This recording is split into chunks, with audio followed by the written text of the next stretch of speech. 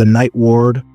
It was a dark, frigid night when Mia stepped into St. Bernard's Hospital for her first shift as an overnight nurse.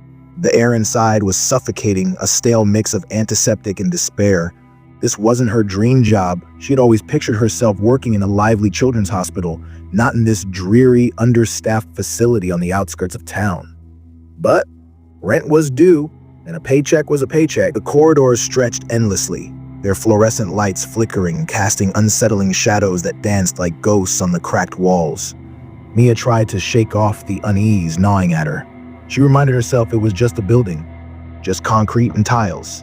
Yet something about the hospital felt wrong. Her footsteps echoed as she made her way to the nurses' station on the 6th floor. The ward was quiet, eerily so, with only 6 patients admitted that night.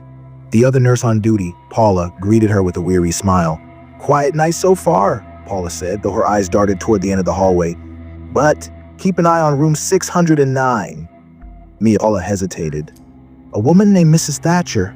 She's strange. Been here for weeks. Keeps mumbling about the man in the shadows." She shook her head, forcing a laugh. "It's probably just dementia, but something about her gives me the creeps." Mia nodded, trying to brush off the unease.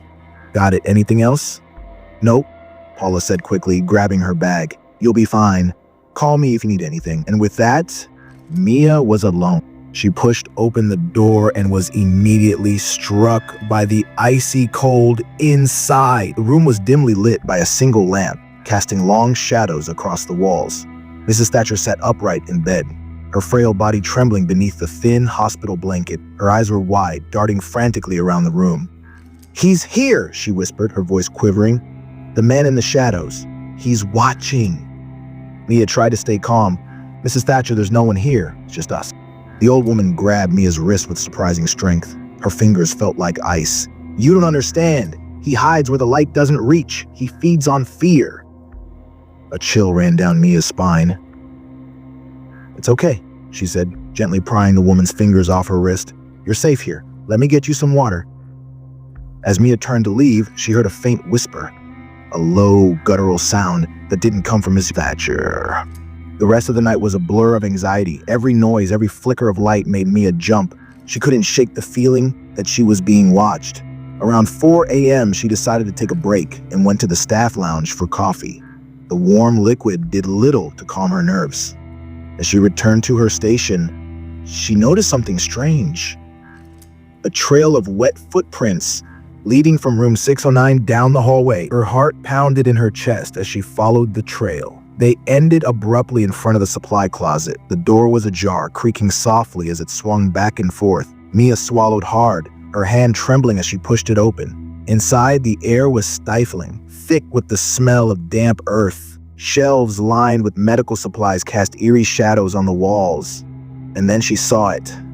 A dark figure, hunched over, its form barely distinguishable from the shadows. Mia gasped, stumbling backward.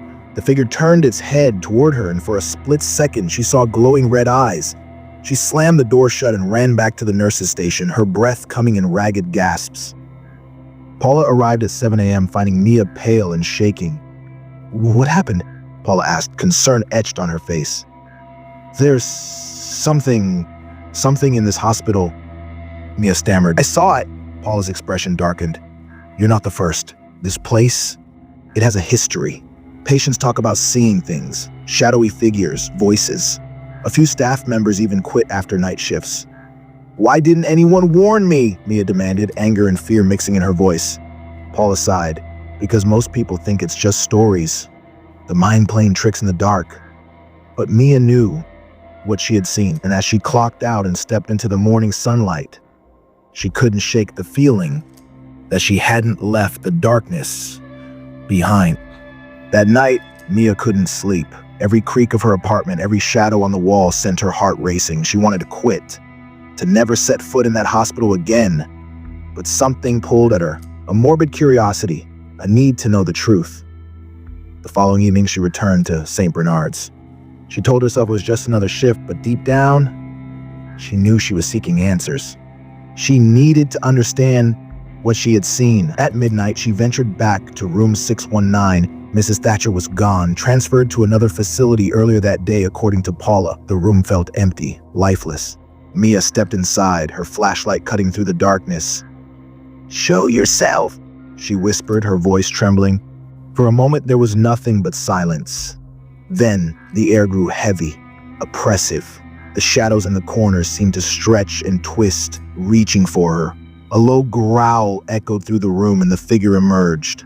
A grotesque, shifting mass of darkness with eyes that burned like embers.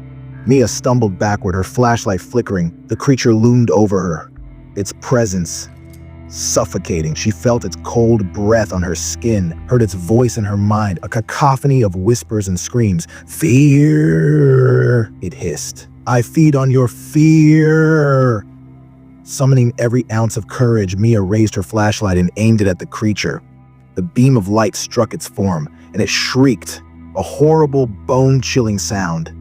The shadows writhed and retreated, dissolving into nothingness. When the light came on, Mia found herself alone.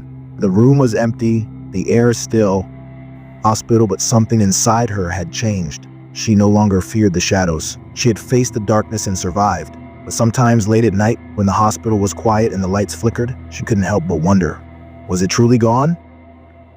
Or was it still lurking, waiting for the next soul to succumb to fear?